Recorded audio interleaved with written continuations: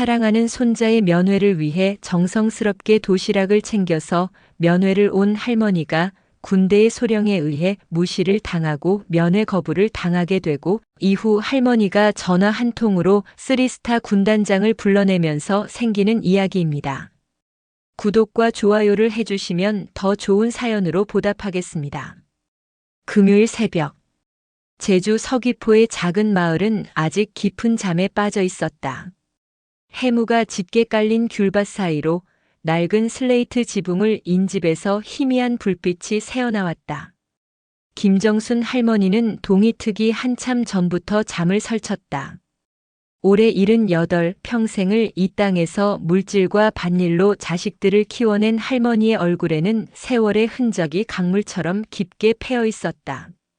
하지만 오늘만큼은 그 주름 하나하나에 설렘과 기대가 가득 담겨 있었다. 우리 강아지 밥은 잘 먹고 있으려나? 혼잣말처럼 중얼거리며 할머니는 부엌으로 향했다. 오늘을 위해 며칠 전부터 준비한 것들을 마지막으로 점검하기 위해서였다. 가장 먼저 눈에 들어온 것은 밤새 불려 정성껏 끓여낸 전복죽이었다. 해녀였던 시절 거친 파도와 싸워가며 따올린 귀한 전복은 아니었지만 장에서 가장 실하고 좋은 놈으로 골라 내장까지 넣어 진하게 끓여냈다. 훈련으로 고될 손자의 기력을 보충해주고 싶은 할머니의 마음이었다. 그 옆으로는 손바닥만 한 보자기에 곱게 싼 도시락통이 여러 개 쌓여 있었다. 손자 이도윤이 가장 좋아하던 달콤 짭짤한 돼지 갈비찜, 직접 뜯어 말린 취나물 무침, 텃밭에서 막 뽑아온 열무로 담근 아삭한 열무김치, 그리고 곱게 부쳐낸 계란말이까지.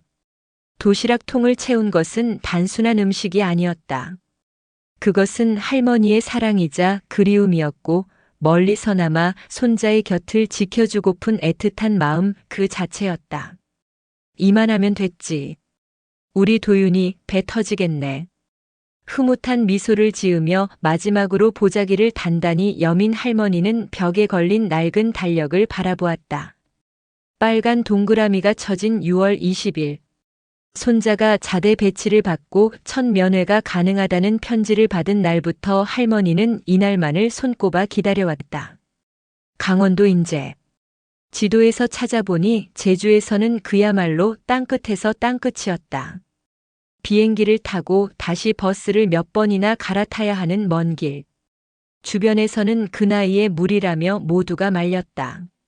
아들 내외도 딸들도 걱정하며 차라리 자기들이 다녀오겠다고 성화였다. 하지만 할머니는 고집을 꺾지 않았다. 이 할미가 가야지. 우리 도윤이 할미표 갈비찜 먹고 싶다고 편지에 썼는데.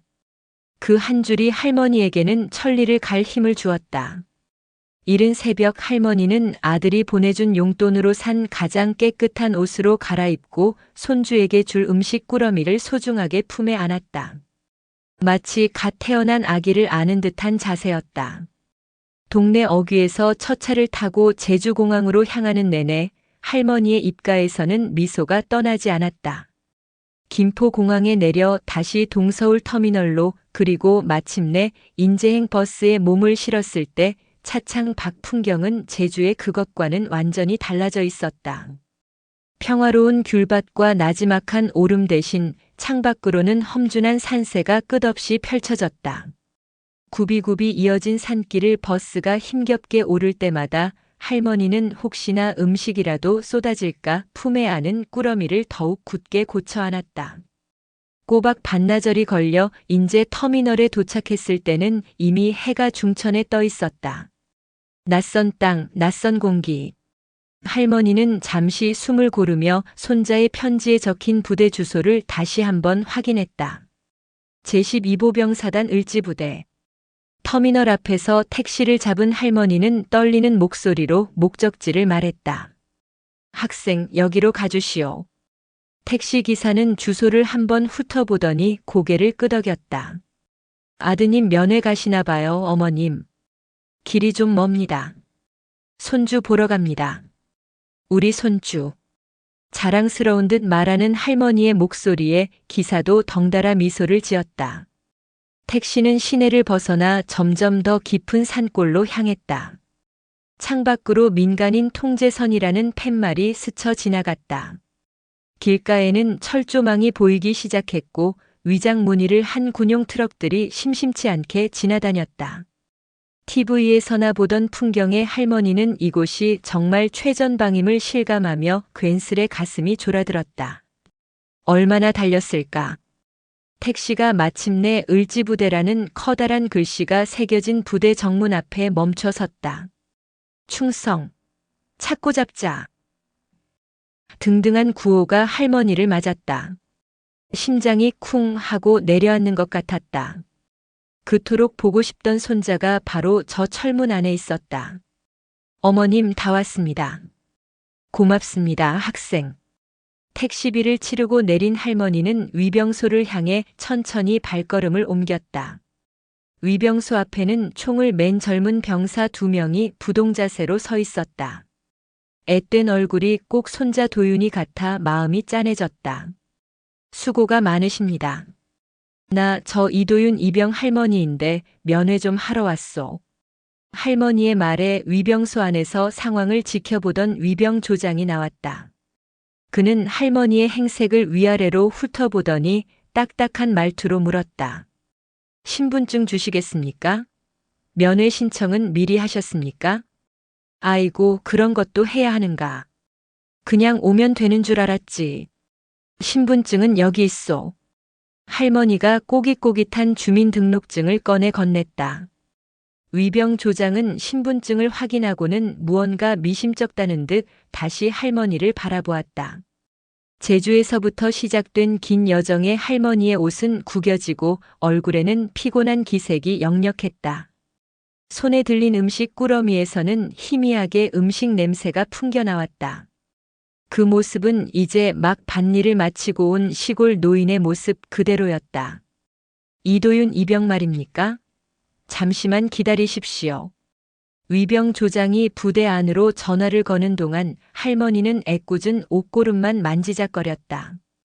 곧 손자를 만날 수 있다는 생각에 가슴이 두근거렸다. 저 문만 열리면 사랑하는 손자의 얼굴을 볼 수 있었다. 하지만 잠시 후 위병조장의 보고를 받고 위병소 셔터가 드르륵 소리를 내며 올라갔다. 그리고 그 안에서 번쩍이는 소령 계급장을 단 군인 한 명이 모습을 드러냈다. 다림질이 잘 된 전투복에 흠 하나 없는 전투화. 날카로운 눈매와 굳게 담은 입술은 그가 얼마나 까다롭고 엄격한 사람인지를 짐작게 했다. 그의 이름은 황지훈 소령, 이 부대의 작전과장이었다. 황 소령은 할머니를 보자마자 미간을 살짝 찌푸렸다. 마치 무언가 불쾌한 것을 본 듯한 표정이었다. 그는 할머니의 허름한 옷차림과 손에 들린 음식 꾸러미를 경멸적인 시선으로 훑어보았다. 무슨 일입니까? 그의 목소리는 차갑고 건조했다. 할머니는 다소 위축되었지만 손자를 만나야 한다는 생각에 용기를 내어 다시 한번 자신을 소개했다. 저 이도윤 이병 할머니입니다. 우리 손주 얼굴 좀 보러 제주도에서 왔습니다. 제주도라는 말에 황소령의 입가에 보일 듯 말 듯한 비웃음이 스쳐 지나갔다.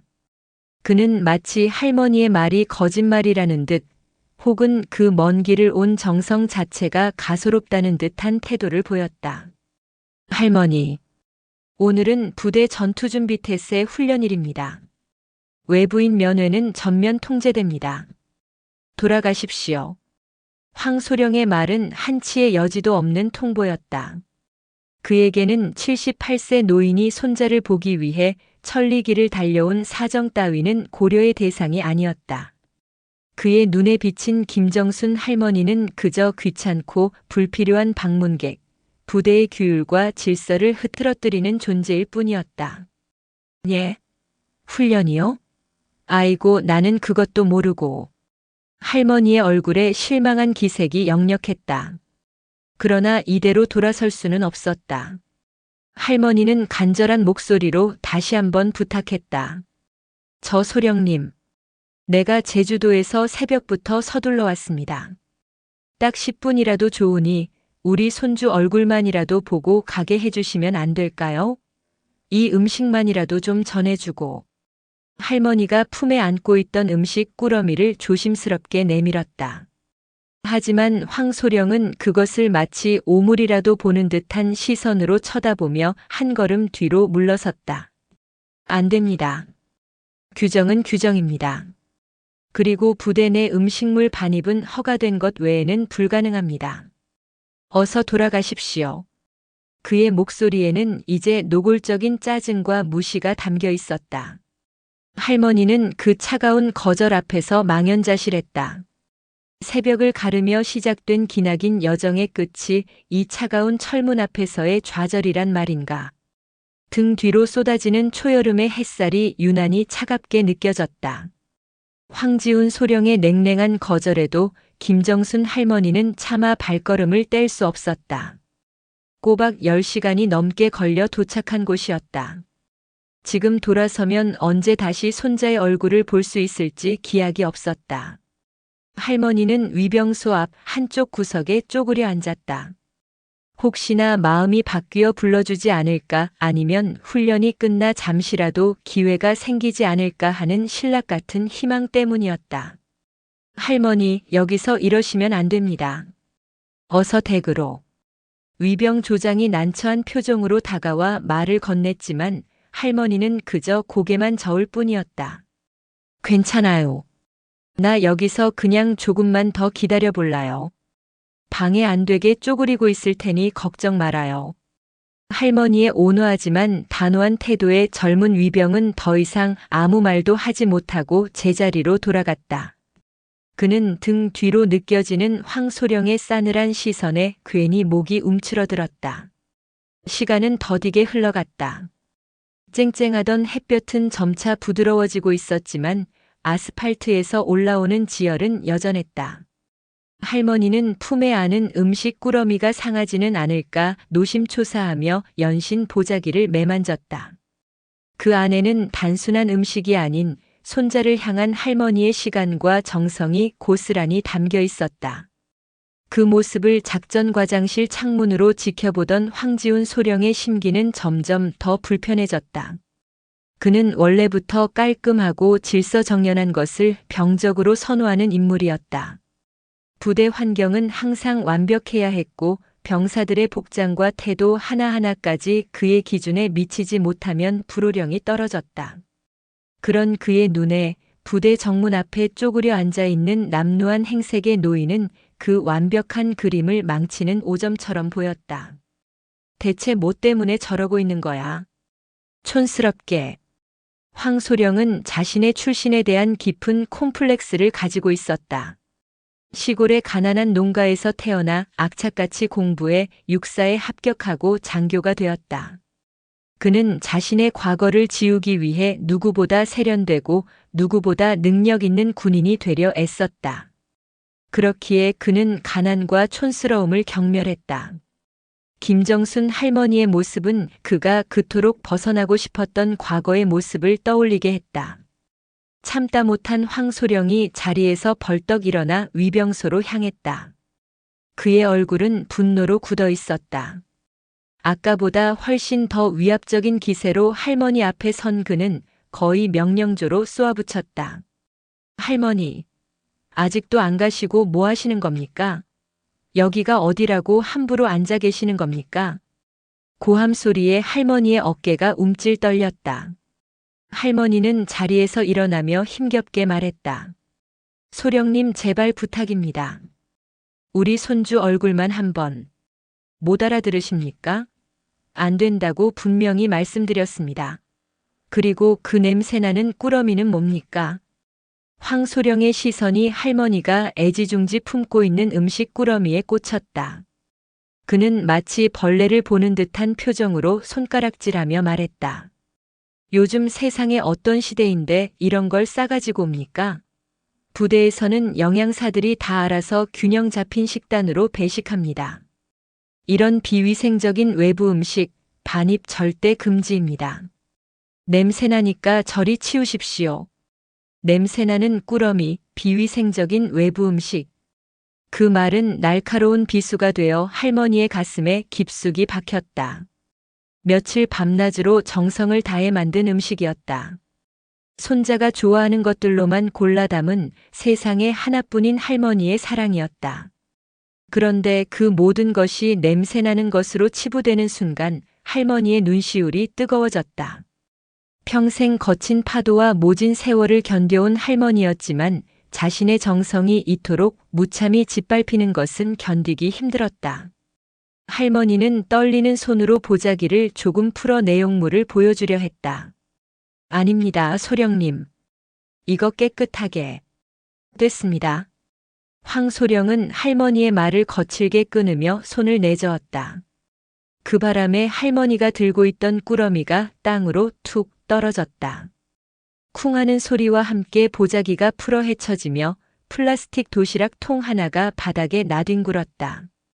뚜껑이 열리면서 곱게 붙여놓았던 계란말이 몇 개가 흙먼지 가득한 아스팔트 바닥으로 떨어져 뒹굴었다. 순간 모든 것이 멈춘 듯 했다. 위병소의 병사들도 할머니도 심지어 황소령 자신도 바닥에 떨어진 노란 계란말이를 멍하니 바라보았다. 할머니는 차마 그 광경을 제대로 보지 못하고 질끈 눈을 감았다. 눈꺼풀 아래로 뜨거운 눈물이 솟구쳤다. 그러나 할머니는 울지 않았다. 대신 천천히 허리를 숙여 흙먼지가 묻은 계란말이를 하나하나 주워 담았다. 손가락이 파르르 떨렸다. 아깝다. 우리 강아지 주려고 만든 건데. 나지막이 음조리는 할머니의 목소리에는 원망이나 분노 대신 깊은 슬픔이 배어 있었다. 그 모습은 황소령의 잔인함을 더욱 극명하게 드러냈다. 위병 조장은 차마 그 광경을 볼 수 없어 고개를 돌렸다. 젊은 병사의 눈에도 어느새 분노와 연민이 뒤섞여 있었다. 아무리 규정이 중요하고 상급자의 명령이 무섭다지만 이것은 아니었다. 한 인간의 정성과 마음을 이토록 무참하게 짓밟을 권리는 누구에게도 없었다. 황소령은 자신의 행동이 조금 지나쳤다고 생각했지만 이미 뱉은 말을 주워 담을 수는 없었다. 오히려 자신의 권위가 손상되었다고 느낀 그는 더욱 목소리를 높였다. 당장 이거 들고 돌아가십시오. 한 번만 더 부대 앞에서 소란 피우면 업무방해로 경찰에 신고하는 수가 있습니다. 아시겠습니까? 협박과도 같은 말을 내뱉은 황소령은 획 돌아서서 건물 안으로 들어가 버렸다. 그의 등 뒤로 김정순 할머니가 흙 묻은 계란말이를 소중히 주워 담는 모습이 길게 그림자를 남겼다. 할머니는 엉망이 된 도시락을 다시 보자기에 쌌다. 평생 남에게 싫은 소리 한 번 안 하고 굳은 일도 묵묵히 감내하며 살아온 삶이었다. 하지만 오늘 겪은 모멸감은 유독 뼈 아팠다. 단순히 면회를 거절당한 것과는 차원이 다른 자신의 존재 자체를 부정당한 듯한 기분이었다. 그러나 할머니는 포기하지 않았다. 아니, 포기할 수 없었다. 이대로 돌아가면 저 차가운 철문 안에서 고생하고 있을 손자의 얼굴이 아른거려 잠을 이룰 수 없을 것 같았다. 할머니는 다시 제자리로 돌아가 꼿꼿이 허리를 폈다. 그리고는 낡은 손가방 안에서 칠이 벗겨진 구형 폴더폰을 꺼내 들었다. 액정은 작고 흐릿했지만 단축번호 1번만큼은 선명하게 저장되어 있었다. 우리 아들. 한참을 망설이던 할머니의 거친 손가락이 마침내 통화 버튼을 길게 눌렀다. 신호음이 몇 번 울리고 곧 수화기 너머에서 깊고 중후한 목소리가 들려왔다. 어머니, 웬일이십니까? 아들의 목소리를 듣는 순간 애써 참고 있던 감정이 북받쳐 올랐다. 할머니는 잠시 목이 메어 말을 잇지 못했다. 아들아, 나다. 그 한마디에 수화기 너머의 아들은 무언가 심상치 않은 일이 벌어졌음을 직감했다. 어머니, 목소리가 왜 그러세요? 어디 안 좋으십니까? 수화기 너머로 아들의 걱정 가득한 목소리가 흘러나왔다. 평소라면 아니다, 괜찮다며 아들을 안심시켰을 김정순 할머니였지만 오늘은 그럴 기운도 마음의 여유도 없었다. 할머니는 잠시 숨을 고른 뒤 최대한 담담하게 입을 열었다. 아니다, 나 괜찮다. 그냥 네 얼굴이 보고 싶어서 전화했다. 갑자기요?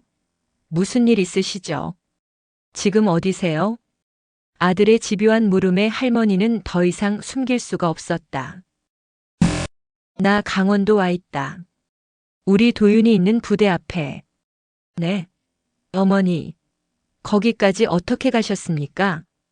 혼자서요? 아들의 목소리가 놀라움으로 높아졌다. 그에게는 어머니가 단신으로 제주에서 강원도 최전방까지 갔다는 사실 자체가 믿기지 않는 일이었다. 그리고 그 뒤에 이어진 할머니의 말은 그를 더욱 큰 충격에 빠뜨렸다. 근데 여기서 못 들어가게 한다. 훈련 중이라 안 된다고 하네. 그래서 그냥 돌아가야 할 것 같다. 할머니의 목소리는 체념으로 가득 차 있었다. 그러나 평생을 함께한 아들은 그 담담한 목소리 뒤에 숨겨진 깊은 상처와 슬픔을 놓치지 않았다. 어머니는 절대 이런 일로 자신에게 먼저 전화할 사람이 아니었다. 무언가 견디기 힘든 일이 있었음이 분명했다. 어머니, 잠깐만 끊지 말고 기다리세요. 혹시 거기 부대 이름이 어딥니까? 할머니는 부대 정문에 새겨진 글씨를 천천히 읽었다. 제12보병사단 을지부대라고 써 있구나. 12사단이요. 수화기 너머로 아들이 잠시 침묵했다. 무언가 빠르게 머릿속으로 상황을 정리하는 듯 했다. 잠시 후 그가 결심이 선 듯한 목소리로 말했다. 어머니, 지금 통화하시는 분 바꿔주실 수 있겠습니까? 거기 책임자 좀 바꿔주세요. 할머니는 망설였다. 일을 크게 만들고 싶지는 않았다. 하지만 아들의 목소리는 단호했다. 할머니는 힘겹게 자리에서 일어나 다시 위병소로 다가갔다. 마침 위병 조장이 걱정스러운 얼굴로 할머니를 보고 있었다. 저 학생, 우리 아들이 통화 좀 하자는데 여기 책임자라는 분 좀 연결해 줄 수 있겠소? 위병 조장은 난처한 표정을 지었다. 책임자인 황지훈 소령은 방금 전 불같이 화를 내며 들어간 참이었다. 그를 다시 부른다는 것은 상상만 해도 끔찍한 일이었다. 할머님, 소령님께서는 지금 바쁘셔서. 그때 할머니의 폴더폰에서 아들의 목소리가 새어나왔다. 어머니, 그냥 그 전화기 그 친구에게 넘기세요. 할머니는 우리 아들인데라며 멋쩍게 웃으며 위병 조장에게 전화기를 건넸다. 마지못해 전화기를 받아든 위병 조장은 잔뜩 긴장한 목소리로 전화를 받았다. 예, 통신보안. 위병 조장 하사 김문수입니다. 누구십니까? 수고 많다. 나는 박진혁이다. 수화기 너머의 목소리는 차분했지만 알 수 없는 무게감이 느껴졌다. 위병 조장은 박진혁이라는 이름이 낯설었다. 예, 박진혁 씨요? 누구신지. 내 어머니께서 지금 거기 앞에 계실 텐데 면회가 어렵다고 들었다. 자네 상관인 황지훈 소령과 통화를 하고 싶으니 연결해주게. 위병 조장은 더욱 난감해졌다. 일개 하사가 감히 소령에게 전화를 연결해달라고 할 수는 없는 노릇이었다. 저 죄송하지만 황 소령님께서는 지금 회의 중이십니다. 그리고 외부 민간인의 전화를 함부로 연결해 드릴 수는. 그때였다. 수화기 너머의 목소리가 싸늘하게 가라앉았다. 민간인? 그래, 내가 지금은 민간인 신분으로 전화했지. 내 어머니의 아들로서. 그런데 자네가 계속 그런 식으로 나온다면 나도 어쩔 수 없이 내 원래 신분으로 자네 부대에 공식적으로 연락을 취해야 할 것 같군. 그래도 괜찮겠나? 그 말에는 단순한 위협이 아닌 차갑고 무거운 권위가 실려 있었다. 위병 조장은 자신도 모르게 침을 꿀꺽 삼켰다. 뭔가 잘못되어 가고 있다는 불길한 예감이 온몸을 휘감았다. 그는 잠시 망설이다가 결국 부대 내선 번호를 눌러 작전 과장실을 연결했다. 신호가 몇 번 가고 짜증이 가득 섞인 황지훈 소령의 목소리가 들려왔다. 무슨 일이야? 소령님. 위병소입니다. 여기 어떤 민간인 분께서 소령님과 꼭 통화를 하셔야겠다고. 민간인? 아까 그 할머니 아들이라도 되나? 쓸데없는 소리 말고 끊어. 황소령이 전화를 끊으려는 찰나 위병조장이 다급하게 외쳤다. 그런데 느낌이 이상합니다. 그냥 민간인은 아닌 것 같습니다, 소령님. 뭐라는 거야?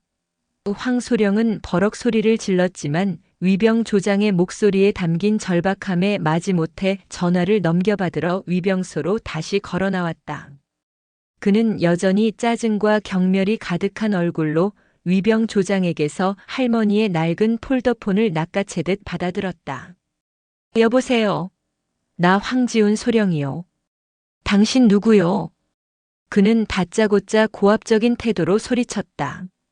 하지만 수화기 너머에서는 예상과 달리 너무나도 차분한 목소리가 들려왔다. 황소령. 내가 박진혁이다. 박진혁? 그게 누군데 나한테 이래라 저래라야. 당신 어머니 단속이나 잘해. 여기가 어디라고 와서. 황소령의 막말이 채 끝나기도 전에 수화기 너머의 목소리가 그의 말을 얼음처럼 끊어냈다. 제3군단장 박진혁 중장이다. 순간 황지훈 소령의 뇌가 정지했다. 제3군단장 박진혁 중장. 강원도 전역의 수많은 사단을 총괄 지휘하는 최상급 부대의 지휘관. 하늘과도 같은 존재. 자신의 군 생활을 한순간에 끝내버릴 수도 있는 감히 이름조차 함부로 입에 올릴 수 없는 사람이었다. 황소령의 얼굴이 새하얗게 질렸다. 손이 부들부들 떨리기 시작했고 등줄기에서는 식은땀이 폭포수처럼 흘러내렸다. 그는 자신이 무슨 짓을 했는지 깨달았다. 군단장의 어머니를 군부대 정문 앞에서 모욕하고 그 정성이 담긴 음식을 냄새나는 것이라며 땅바닥에 내팽개쳤다. 저 군단장님. 그의 목소리는 염소처럼 떨려 나왔다. 아까의 위세는 온데간데 없었다. 황소령. 내 어머니께 무슨 짓을 한 건가? 박진혁 중장의 목소리는 분노를 억누른 채 극도로 낮게 가라앉아 있었다. 그것은 차라리 고함보다 더 무서운 공포를 불러일으켰다. 아닙니다. 군단장님. 오해십니다. 오해? 내 어머니께서 흙바닥에 떨어진 계란말이를 줍고 계셨다는 보고를 방금 받았는데 그것도 오해인가? 어디선가 이미 보고가 들어간 모양이었다. 황소령의 머릿속이 새하얘졌다. 변명할 말이 떠오르지 않았다. 그때 할머니가 아들과 통화하는 줄로만 알고 옆에서 안절부절 못하며 말했다. 아들아, 괜찮다. 내가 괜찮다고 하지 않느냐. 이분들도 자기 할 일을 하는 것뿐인데 일을 크게 만들지 말아라. 그 순박한 어머니의 목소리가 수화기를 통해 박진혁 중장의 귀에 가닿았다. 그리고 그 목소리는 그의 가슴에 불을 질렀다. 자신의 어머니가 저런 모욕을 당하고도 오히려 상대방을 걱정하고 아들을 말리고 있었다. 박진혁 중장이 마지막으로 말했다. 그 목소리는 지옥의 심연에서 울려 퍼지는 소리처럼 차갑고 단호했다. 황지훈 소령. 그리고 자네의 지휘관인 연대장, 대대장까지. 지금 즉시 위병소 앞으로 집합하도록. 내가 15분 내로 도착하겠다. 내 어머니께 무릎 꿇고 사죄할 준비를 하고 있는 게 좋을 거야. 뚝. 전화가 끊겼다. 황지훈 소령은 전화기를 든 채 그대로 얼어붙었다. 15분. 삼성 장군인 군단장이 직접 이곳 위병소로 오고 있었다. 사단장도 연대장도 아닌 군단장이. 그것도 자신의 어머니에게 사죄할 준비를 하라는 명령과 함께. 상황을 파악한 위병조장과 병사들의 얼굴 역시 사색이 되었다. 방금 전까지 초라한 시골 노인으로만 보였던 할머니가 사실은 이 지역 군대의 최고 사령관의 어머니였다는 사실. 그리고 그들은 그 엄청난 분을 모욕하는 장면을 바로 눈앞에서 목격했다. 황지훈 소령은 비틀거리며 자신의 휴대폰을 꺼내 미친 듯이 대대장에게 전화를 걸었다. 그의 목소리는 거의 울부짖음에 가까웠다. 대대장님, 큰일 났습니다. 군단장님께서 지금 우리 부대로 오고 계십니다. 조용하던 금요일 오후의 전방부대는 한 할머니의 전화 한 통으로 인해 역사상 유례없는 거대한 폭풍의 눈으로 변해가고 있었다. 뚝. 전화가 끊기는 소리는 황지훈 소령에게 마치 사형 선고처럼 들렸다. 그의 손에 들린 낡은 폴더폰이 천근의 무게로 느껴졌다. 15분. 그 짧은 시간은 그에게 영원과도 같은 공포의 시간이었다. 뭐 하고 있어? 당장 대대장님께 연락드리고 연대장님께도 보고 올려. 군단장님께서 오신다고. 15분 안에. 황소령은 거의 비명을 지르듯 위병 조장에게 소리쳤다. 그의 얼굴은 더 이상 하얀색이 아니었다. 핏기가 완전히 가셔 잿빛에 가까웠다. 평소에 그 냉철하고 오만한 모습은 온데간데 없고 그저 겁에 질린 한 마리의 생쥐가 있을 뿐이었다. 위병소는 그야말로 아비규환에 빠졌다. 위병 조장은 떨리는 손으로 대대장 직통 전화를 걸었고 다른 병사는 연대 상황실로 미친 듯이 전화를 돌렸다. 통신보안, 위병 조장입니다. 충성, 대대장님, 큰일 났습니다. 제3군단장님께서 15분 내로 우리 부대 위병소로 오신다고 합니다. 수화기 넘어 대대장의 첫 반응은 불신이었다. 뭐? 군단장님께서? 무슨 말도 안 되는 소리야. 오늘 순시 일정도 없으셨다. 사실입니다. 황지훈 소령님께서 군단장님 어머님께 아닙니다. 아무튼 군단장님께서 직접 황소령님과 통화하셨고 대대장님과 연대장님까지 위병소로 집합하라고 명령하셨습니다. 군단장님 어머님이라는 말에 대대장은 무언가 끔찍한 일이 벌어졌음을 직감했다. 그는 더 이상 묻지 않고 소리쳤다. 알았다. 당장 연대장님께 보고 올리고 전 부대 비상. 5분 대기조 출동 준비시켜. 영내 모든 장병 제자리에서 대기하고 청소 상태 즉시 점검해.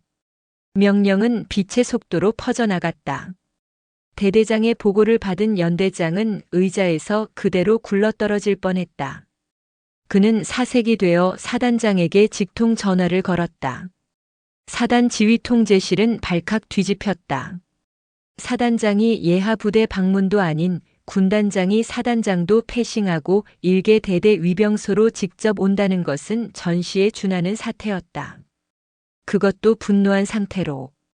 평화롭던 금요일 오후의 을지부대는 거대한 벌집을 쑤셔놓은 듯 했다. 영내에는 비상 사이렌이 울리기 시작했고 장병들은 어리둥절한 채 막사와 연병장을 뛰어다녔다. 무슨 영문인지도 모른 채 그들은 일단 상급자의 명령에 따라 움직였다. 이 모든 혼란의 중심에 김정순 할머니는 여전히 서 있었다. 아들이 곧 온다는 사실에 조금은 안도했지만 갑자기 부대가 소란스러워지고 높은 사람들이 자신을 힐끔거리며 달려나가는 모습에 오히려 불안감이 엄습했다. 내가 우리 아들한테 큰 폐를 끼친 것이 아닌가. 할머니는 자신의 아들이 얼마나 높은 사람인지 정확히 알지 못했다. 그저 나라를 지키는 훌륭한 군인이라는 것, 그리고 가끔 명절 때 찾아오면 부대에서 차가 마중 나오는 정도의 높은 사람이라는 것만 어렴풋이 짐작할 뿐이었다. 그녀는 이 모든 소동이 자신 때문이라는 생각에 어쩔 줄 몰라 하며 황소령과 다른 병사들의 눈치만 살폈다. 황지훈 소령은 이제 거의 정신이 나간 상태였다. 그는 할머니 앞에 무릎이라도 꿇고 싶은 심정이었지만 차마 그럴 용기는 나지 않았다. 그는 안절부절 못하며 위병소 앞을 서성거렸다. 그의 머릿속에는 오직 하나의 생각뿐이었다. 망했다. 내 군 생활은 여기서 끝이다. 그때였다. 멀리서부터 희미하게 사이렌 소리가 들려오기 시작했다. 소리는 점점 더 빠르고 커졌다. 위병소의 모든 인원이 소리가 들려오는 쪽으로 고개를 돌렸다. 곧이어 산모퉁이를 돌아 검은색 헌병 MP 사이드카 2대가 모습을 드러냈다. 그 뒤를 따르는 것은 별셋이 선명하게 박힌 번호판을 단 검은색 고급 세단과 여러 대의 호위 차량이었다. 사단장과 연대장, 대대장은 이미 땀으로 전투복을 흠뻑 적신 채 위병소 앞에 도열해 있었다. 그들은 군단장의 차량 행렬이 시야에 들어오자 마치 신 앞에 선 죄인처럼 뻣뻣하게 굳었다. 차렷! 군단장님께 대하여 경례. 연대장의 목이 터져라 외치는 구호와 함께 그 자리에 있던 모든 장병이 거수 경례를 붙였다. 충성! 하는 함성이 산골짜기에 메아리 쳤다. 기이그! 별판을 단 세단이 김정순 할머니 바로 앞에 소리 없이 멈춰 섰다. 운전병이 황급히 내려 뒷문을 열었다. 모두의 시선이 그 문에 고정되었다. 차에서 내린 사람은 박진혁 중장이었다. 잘 다려진 전투복, 빈틈없이 정돈된 모습. 하지만 그의 얼굴은 얼음장처럼 차가웠고 눈빛은 강원도의 겨울 바람보다도 시렸다. 그 눈빛에는 최고 지휘관으로서의 위엄과 함께 아들로서의 참을 수 없는 분노가 함께 서려 있었다. 그런데 그의 다음 행동은 모두의 예상을 완벽하게 벗어났다. 박진혁 중장은 자신에게 경례를 붙이고 있는 사단장과 연대장을 비롯한 그 어떤 장교에게도 눈길 한 번 주지 않았다. 그는 오직 한 사람, 자신의 어머니를 향해 곧장 걸어갔다. 그리고 다음 순간 그 자리에 있던 모든 사람들은 자신의 눈을 의심해야 했다. 강원도 최전방을 호령하는 수만 명의 장병 위에 군림하는 제3군단 산악군단의 군단장 박진혁 중장이 자신의 늙은 어머니 김정순 할머니 앞에 두 무릎을 꿇었다. 어머니, 제가 너무 늦었습니다. 죄송합니다. 그의 목소리는 미세하게 떨리고 있었다. 그 광경을 지켜보던 황지훈 소령의 다리가 풀리며 그는 그 자리에 풀썩 주저앉고 말았다. 폭풍이 마침내 도착한 것이었다. 아이고 진혁아, 네가 왜 여서 이러느냐? 어서 일나라. 김정순 할머니는 아들이 자신의 눈앞에 무릎을 꿇자 기겁하며 아들의 팔을 잡아 일으키려 했다. 주위의 수많은 별과 무궁화들이 자신들을 지켜보고 있다는 사실은 이미 잊은 지 오래였다. 그녀에게 그는 군단장이기 이전에 그저 배 아파 낳은 아들일 뿐이었다. 하지만 박진혁 중장은 일어서지 않았다. 그는 어머니의 거칠고 주름진 손을 두 손으로 공손히 마주 잡았다. 그리고는 어머니의 손등에 묻어있는 희미한 흙먼지를 발견했다.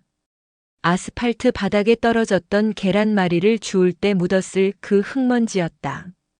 그 작은 흔적을 본 순간 박 중장의 눈에 이성의 끈을 위협하는 시뻘건 불꽃이 타올랐다. 그는 잠시 눈을 감고 깊은 숨을 내쉬며 분노를 억눌렀다. 그리고는 다시 눈을 떠 세상에서 가장 따뜻한 목소리로 어머니에게 말했다. 어머니 괜찮으십니까? 어디 다치신 데는 없으시고요. 나는 괜찮다 나는. 근데 네가 이러면 사람들이 뭘로 보겠느냐? 어서. 어머니께서 괜찮으실 때까지 저는 못 일어납니다. 박 중장의 단호한 말에 할머니는 더 이상 아들을 일으키려 하지 않았다. 대신 아들의 어깨를 쓸어주며 눈시울을 붉혔다. 우리 아들 다 컸네. 어머니의 안위를 확인한 박 중장은 그제야 무릎을 꿇은 채로 천천히 고개를 돌렸다. 그의 시선이 가장 먼저 향한 곳은 바닥에 주저앉아 넋이 나간 채 자신을 보고 있는 황지훈 소령이었다. 박 중장의 눈빛은 더 이상 차가운 정도가 아니었다. 그것은 상대를 얼려 재로 만들어버릴 듯한 극한의 냉기를 품고 있었다. 그는 아무 말도 하지 않았다. 그저 바라볼 뿐이었다. 하지만 그 침묵의 시선은 천마디의 질책보다 더 무겁고 날카롭게 황소령의 심장을 파고들었다. 황지훈 소령. 나지막이 자신의 이름이 불리자 황소령은 화들짝 놀라며 용수철처럼 튀어 오르려 했지만 다리에 힘이 풀려 다시 주저앉고 말았다.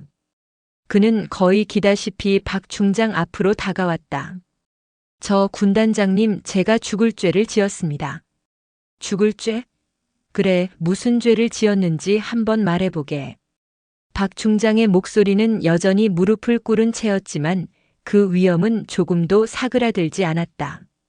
저는 군단장님의 어머님이신 줄도 모르고. 틀렸다.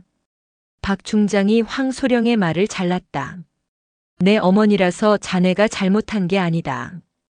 자네는 이 나라의 국민이자 칠순을 훌쩍 넘기신 한 분의 노인을 군대의 힘을 빌려 모욕하고 멸시했다. 그것이 자네의 첫 번째 죄다. 그는 잠시 말을 멈추고 땅에 떨어져 있던 보자기를 가리켰다. 그리고 자식에게 먹이고 싶은 부모의 정성을 냄새나는 음식이라며 짓밟았다. 그것이 자네의 두 번째 죄다.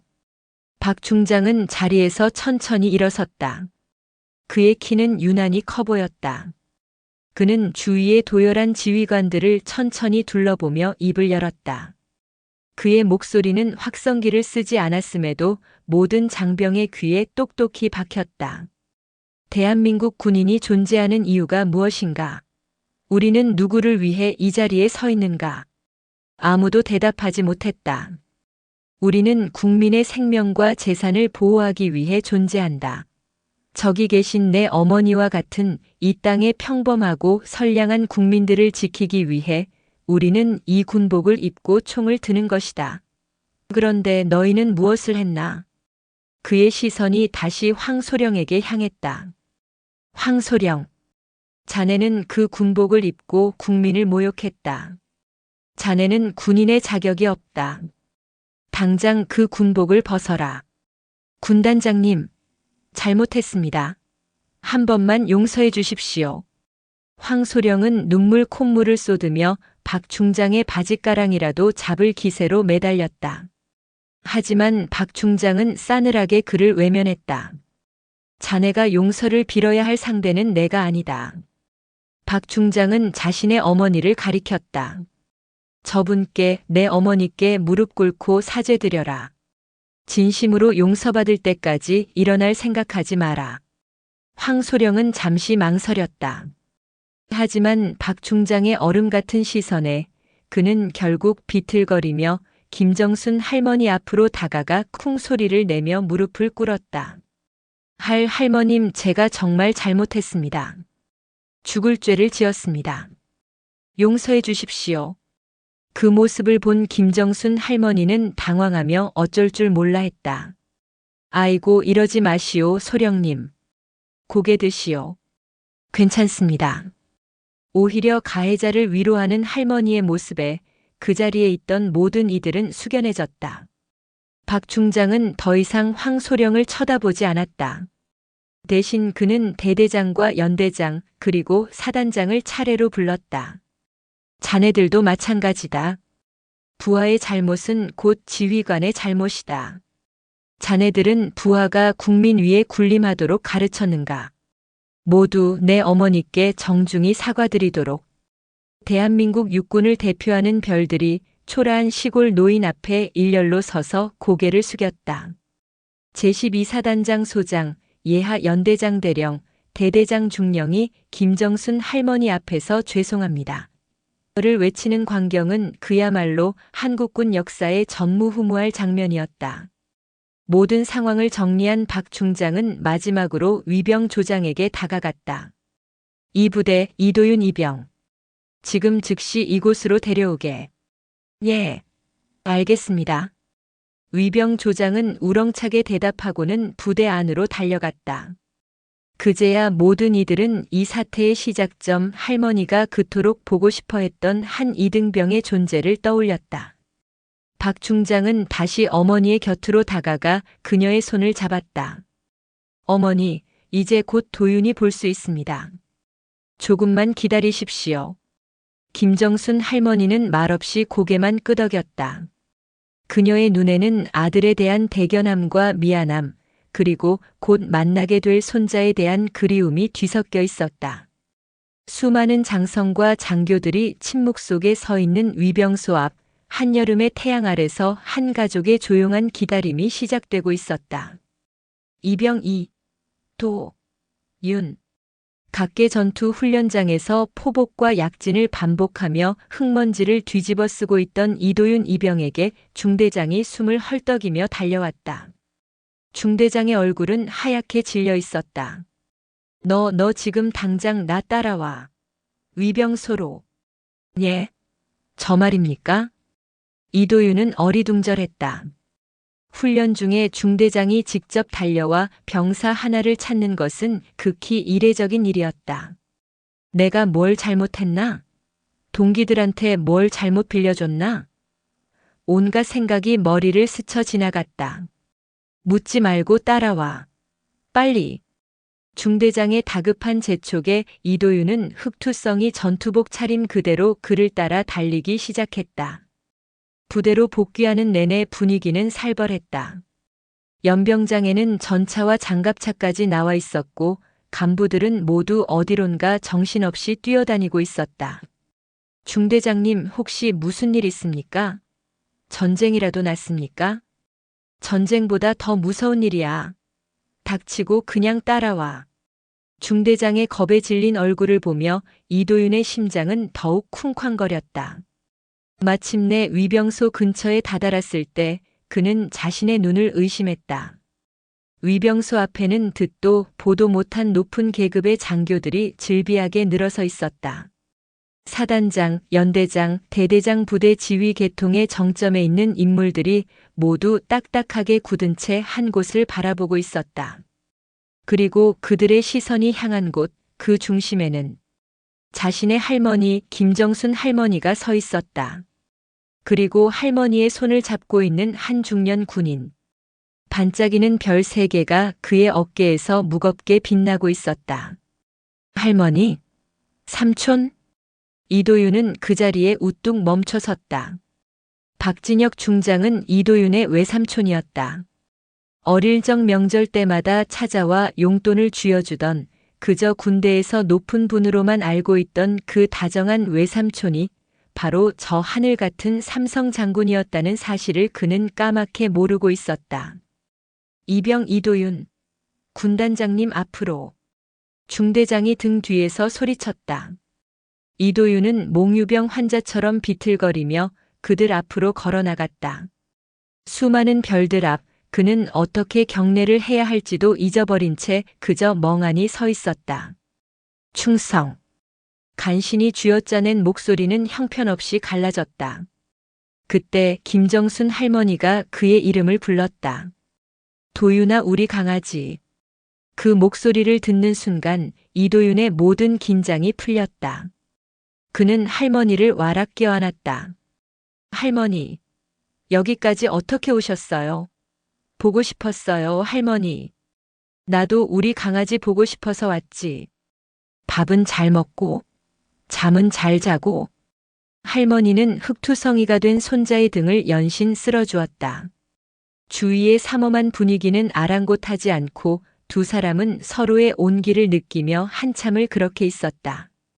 그 모습을 조용히 지켜보던 박진혁 중장이 조카에게 다가갔다. 도윤아, 고생이 많다. 아닙니다.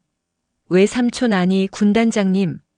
이도윤은 황급히 몸을 바로하며 경례를 붙였다. 박 중장은 부드럽게 그의 손을 내려주며 말했다. 여기서는 외삼촌이다.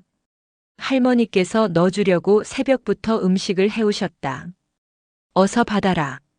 그제야 이도윤은 할머니의 손에 들린 이제는 조금 낡고 구겨진 보자기를 보았다. 할머니는 소중하게 그 꾸러미를 손자에게 건넸다. 도윤아, 네가 제일 좋아하는 돼지 갈비찜이다. 근데 오다가 계란말이는 좀 엉망이 돼버렸다. 할머니의 말끝이 흐려졌다. 이도윤은 보자기를 풀었다. 도시락 통 하나가 살짝 찌그러져 있었고 그 안에 담긴 계란말이에는 희미하게 흙먼지 자국이 남아 있었다. 그 순간 이도윤은 모든 것을 깨달았다. 할머니가 이 먼 곳까지 오셔서 어떤 수모를 겪으셨을지, 이 흙 묻은 계란말이가 어떤 의미를 가지는지. 할머니가 자신을 보기 위해 얼마나 간절했는지를. 할머니. 이도윤의 눈에서 뜨거운 눈물이 툭 터진 듯 쏟아져 내렸다. 그는 흙먼지가 묻은 계란말이를 하나 집어 그대로 입에 넣었다. 흙에 서걱거리는 감촉과 함께 할머니의 사랑이 입안 가득 퍼져나갔다. 그는 울면서 계란말이를 삼켰다. 세상에서 가장 슬프고 동시에 가장 맛있는 음식이었다. 맛있다 할머니 너무 맛있어요. 손자의 눈물에 할머니도 그 광경을 지켜보던 박진혁 중장도 함께 눈시울을 붉혔다. 박 중장은 조카의 어깨를 두드리며 주위의 모든 장병을 향해 말했다. 모두 잘 보았을 것이다. 군복의 무게는 계급장에 있는 것이 아니다. 저 눈물에 있다. 우리는 저 할머니의 눈물, 저 병사의 눈물을 지키기 위해 존재하는 것이다. 군대가 시스템 이전의 사람을 위한 곳이라는 것을 오늘 이 일을 뼈에 새기기 바란다. 그의 말은 훈계가 아닌 진심에서 우러나오는 가르침이었다. 무릎을 꿇고 있던 황지훈 소령은 고개를 들지 못했다. 그는 비로소 자신이 얼마나 어리석고 잔인했는지를 깨달았다. 그가 짓밟은 것은 낡은 음식이 아니라 세상에서 가장 위대한 사랑이었다. 한바탕 폭풍이 휩쓸고 간 자리. 한 할머니의 조건 없는 사랑은 차갑게 얼어붙어 있던 군부대의 뜨거운 눈물을 흐르게 하며 진정한 군인의 길이 무엇인지를 되새기게 하고 있었다. 폭풍이 휩쓸고 간 위병소 앞은 기묘한 정적에 휩싸여 있었다. 방금 전까지 천지를 뒤흔들던 군단장의 분노는 온데간데 없고 한 가족의 재회를 지켜보는 숙연한 침묵만이 감돌았다. 박진혁 중장은 흙 묻은 계란말이를 눈물과 함께 삼키는 조카 이도윤의 어깨를 한참 동안 다독여 주었다. 그리고는 곁에 서 있던 대대장에게 조용히 말했다. 대대장. 예, 군단장님. 자네 사무실을 잠시 빌려야겠네.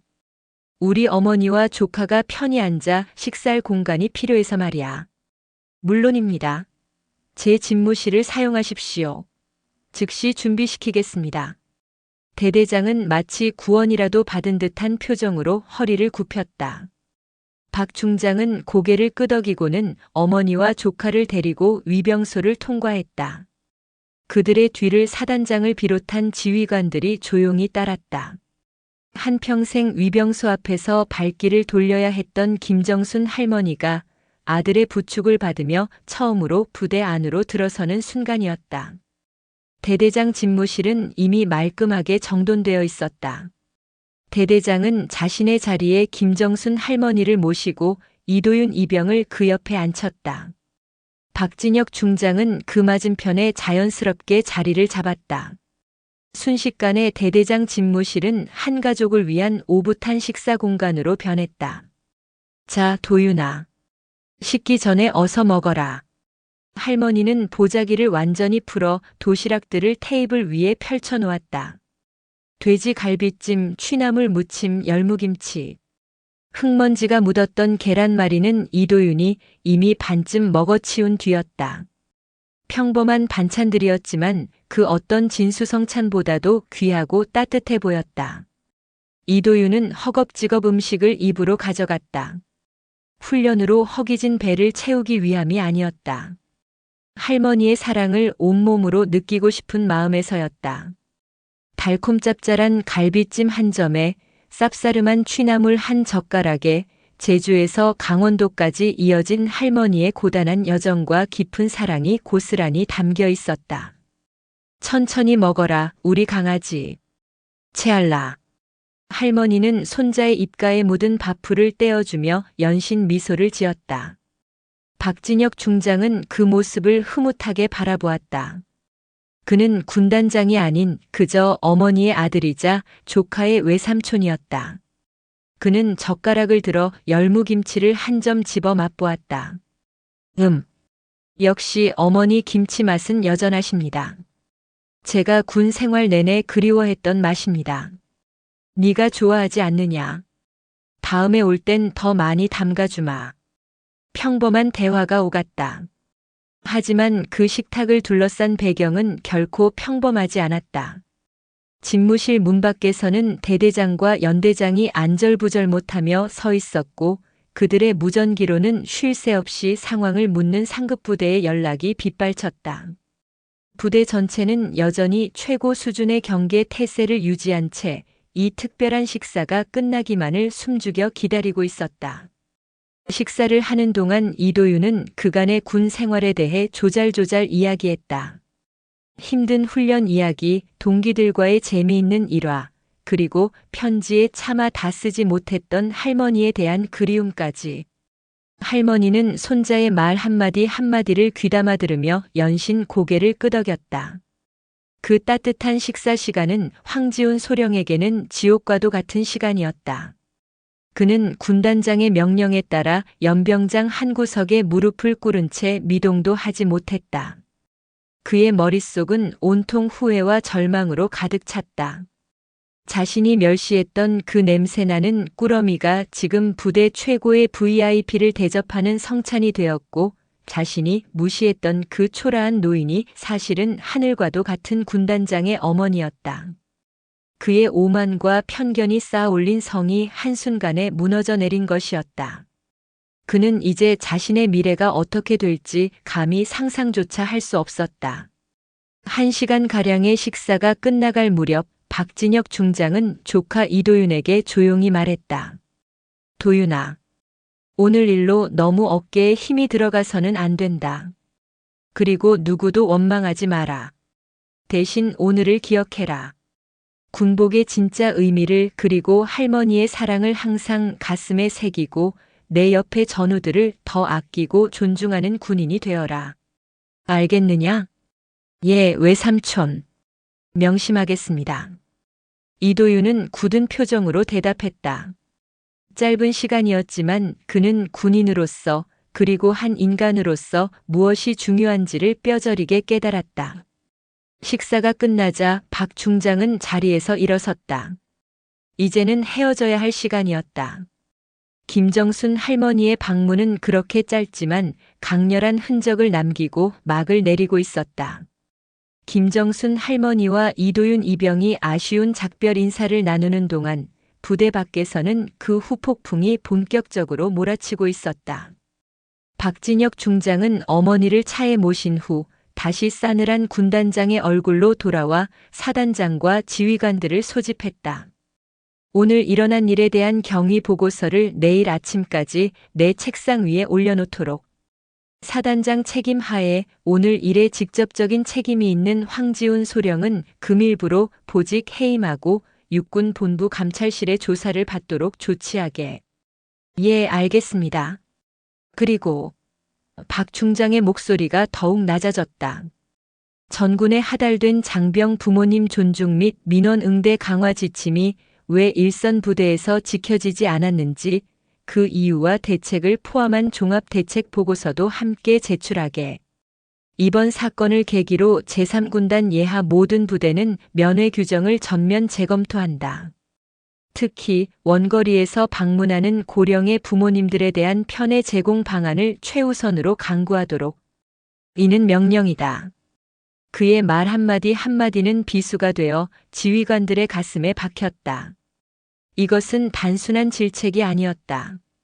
군대라는 거대한 시스템의 가장 약한 고리를 정확히 짚어내고 그것을 뿌리부터 바꾸려는 최고 지휘관의 강력한 의지 표명이었다. 그날 저녁 황지훈 소령은 모든 짐을 쌌다. 보직 해임. 그것은 사실상 군 생활의 사형 선고나 다름없었다. 그는 자신의 관사에서 텅 빈 상자를 바라보며 망연자실했다. 출세와 성공을 향해 앞만 보고 달려왔던 그의 인생이 단 몇 시간 만에 나락으로 떨어졌다. 그는 문득 자신의 지갑 속에 낡은 사진 한 장을 발견했다. 젊은 시절 시골에서 농사를 짓던 그의 부모님 사진이었다. 흙과 땀에 전 얼굴로 환하게 웃고 있는 부모님의 모습 위로 오늘 낮에 보았던 김정순 할머니의 얼굴이 겹쳐졌다. 할머니의 모습은 바로 자신의 어머니, 아버지의 모습이었다. 그는 자신이 무엇을 멸시하고 짓밟았는지 그제야 깨달았다. 그것은 단순히 한 노인의 정성이 아니라 자신의 뿌리 그 자체였다. 황지훈 소령은 그 자리에 주저앉아 소리 없이 오열했다. 사건의 파장은 여기서 그치지 않았다. 군단장 어머니 면회 거부 및 모욕 사건. 이 일은 군 내부 통신망을 통해 삽시간에 퍼져나갔다. 대부분의 장병들은 통쾌하다는 반응과 함께 박진혁 중장의 리더십에 찬사를 보냈다. 동시에 자신들의 부모님을 떠올리며 군에 경직된 문화에 대해 다시 한번 생각하는 계기가 되었다. 며칠 후 이도윤 이병이 속한 대대에서는 새로운 규정이 하달되었다. 원거리 제주 및 도서 지역, 편도 5시간 이상 소요 지역 방문객, 특히 65세 이상 고령의 방문객의 하나연 부대 훈련 및 비상 상황 시에도 지휘관 판단 하에 30분 이내의 단기 면회를 허용할 수 있다. 누가 먼저랄 것도 없이 병사들은 이 규정을 할머니 규정이라고 불렀다. 김정순 할머니의 눈물이 만들어낸 작지만 의미 있는 변화였다. 대대장은 더 나아가 위병소 근무자들에게 새로운 지침을 내렸다. 앞으로 위병소에 찾아오시는 모든 부모님은 내 부모님처럼 모셔라. 그분들이 계시기에 우리가 여기서 복무할 수 있는 것이다. 부대의 풍경은 조금씩 변하기 시작했다. 간부들은 병사들을 대하는 태도가 부드러워졌고 병사들은 서로를 더욱 존중하기 시작했다. 김정순 할머니의 방문은 차갑던 철옹성의 따뜻한 사람의 온기를 불어넣는 계기가 된 것이었다. 박진혁 중장은 조카와의 작별 인사를 마친 어머니를 직접 부축하여 자신의 차에 태웠다. 그는 운전병에게 내가 직접 운전하겠다고 말하고는 운전석에 올랐다. 아이고, 뭘 네가 직접 운전까지 하느냐. 괜찮다니까. 제가 모셔다 드리고 싶어서 그렇습니다, 어머니. 군단장의 차는 부대를 빠져나와 인제 터미널을 향해 조용히 달렸다. 차 안에서 김정순 할머니는 창밖으로 스쳐 지나가는 낯선 풍경을 바라보며 깊은 생각에 잠겼다. 오늘 하루 정말 꿈 같은 일들이 벌어졌다. 그저 손주 얼굴 한번 보고 따뜻한 밥 한 끼 먹이고 싶었을 뿐인데 일이 상상도 못할 만큼 커져버렸다. 아들에게 그리고 여러 군인들에게 큰 폐를 끼친 것만 같아 마음 한구석이 무거웠다. 진혁아, 나 때문에 네가 너무 곤란해진 거 아니냐? 아닙니다, 어머니. 오히려 제가 어머니께 죄송합니다. 아들이 군단장이면 뭘 합니까? 어머님께서 이런 수모를 겪게 해드렸는데. 박 중장의 목소리에는 깊은 자책감이 묻어 있었다. 어머니께서 오늘 오지 않으셨다면 저는 제 부하들이 저렇게 오만하게 국민을 대하고 있다는 사실을 까맣게 몰랐을 겁니다. 어머니께서 저와 우리 군에 아주 중요한 가르침을 주신 겁니다. 그러니 너무 마음 쓰지 마십시오. 아들의 따뜻한 위로에 할머니는 그저 말없이 창밖을 바라보았다. 할머니의 눈에 비친 강원도의 험준한 산세는 올 때처럼 더 이상 낯설고 위압적으로 느껴지지 않았다. 그 산골짜기 어딘가에 자신의 아들과 손자가 나라를 지키고 있다는 생각에 오히려 든든하고 자랑스러운 마음이 들었다. 인제 터미널에 도착한 박 중장은 직접 제주행 비행기 표를 예매하고 어머니가 편히 기다릴 수 있도록 대합실 가장 좋은 자리에 모셨다.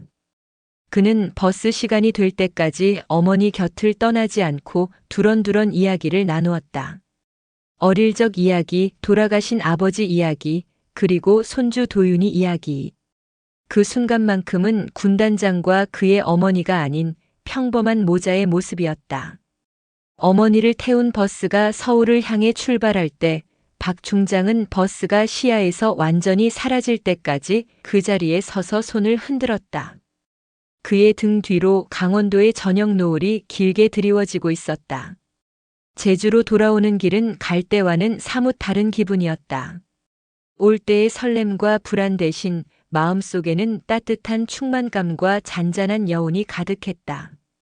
할머니는 자신의 고단했던 하루가 헛되지 않았음을 느꼈다. 흙먼지가 묻었던 계란말이를 눈물과 함께 삼키던 손자의 얼굴이 눈앞에 아른거렸다.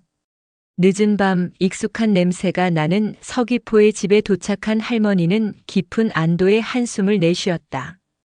길고 긴 하루였다. 할머니는 고단한 몸을 이끌고 자리에 누웠다.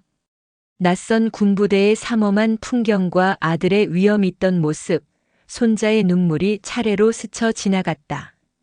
그리고 그녀는 이내 깊은 잠에 빠져들었다. 평생을 지켜온 사랑의 힘이 얼마나 위대한 것인지를 확인한 평온하고 깊은 잠이었다. 그날 이후 한 달이라는 시간이 흘렀다.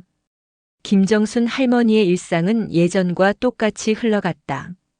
새벽에 일어나 밭을 돌보고 이웃과 정을 나누며 조용하고 평화로운 나날을 보냈다. 강원도에서 있었던 일은 마치 한여름 밤의 꿈처럼 아득하게 느껴졌다.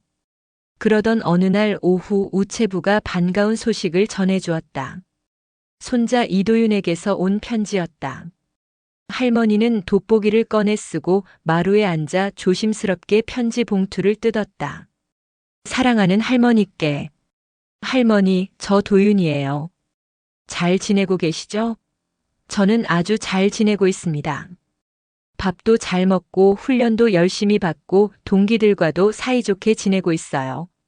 그러니 제 걱정은 조금도 하지 마세요. 할머니께서 다녀가신 후에 우리 부대에 작은 변화가 생겼어요. 할머니처럼 멀리서 오시는 분들을 위해 할머니 규정이라는 게 생겼답니다. 이제는 훈련 중이라도 잠깐씩 얼굴을 뵐 수 있게 됐어요. 다들 할머니 덕분이라며 고마워하고 있어요. 그리고 그때 그 소령님은 다른 곳으로 가셨다고 들었어요. 새로 오신 작전과장님은 아주 좋으신 분이에요. 저희에게 항상 국민들께 감사하는 마음을 잊지 말라고 말씀하세요. 부대 분위기도 전보다 훨씬 좋아졌어요. 외삼촌께도 안부 전해주세요. 그날 외삼촌이 얼마나 멋있어 보였는지 몰라요. 저도 나중에 꼭 외삼촌처럼 그리고 할머니처럼 자랑스러운 사람이 될 거예요. 할머니, 그때 가져다 주신 음식 정말 맛있었어요. 특히 흙이 조금 묻어있던 그 계란말이는 제 평생 잊지 못할 거예요. 세상에서 가장 맛있는 음식이었어요. 할머니의 사랑을 먹는 기분이었거든요. 할머니 정말 감사하고 사랑합니다. 다음 휴가 때는 제가 할머니 보러 달려갈게요. 그때까지 항상 건강하게 계셔야 해요. 할머니의 손자 이도윤 올림. 김정순 할머니는 편지를 다 읽고는 가슴에 품었다. 손자의 글씨 하나하나에서 따뜻한 마음이 전해져 오는 듯 했다. 자신이 무심코 한 행동이 그저 손주가 보고 싶어 떠났던 그 고단한 여정이 누군가에게 따뜻한 변화를 만들어냈다는 사실에 가슴 벅찬 감동이 밀려왔다. 할머니는 자리에서 일어나 밖으로 나갔다. 뜰에는 할머니가 정성껏 가꾼 귤나무들이 뜨거운 여름 햇살을 받으며 무럭무럭 자라고 있었다. 할머니는 그 귤나무를 그리고 그 너머의 푸른 바다를 바라보았다. 한평생 그녀는 그저 사랑하는 법밖에 배우지 못했다. 자식을 사랑하고 손주를 사랑하고 이 땅을 사랑하는 법. 그 순박하고 조건 없는 사랑이 때로는 가장 굳게 닫힌 문을 열고 가장 차가운 마음을 녹이며 세상을 조금 더 따뜻한 곳으로 만든다는 것을 그녀는 어렴풋이 알고 있었다. 김정순 할머니의 얼굴에 제주의 햇살처럼 따사롭고 평화로운 미소가 번졌다. 그것은 자신의 삶을 긍정하는 세상 모든 어머니의 위대한 사랑을 대변하는 미소였다. 오늘도 요지경 사연을 잘 들어주셔서 감사합니다.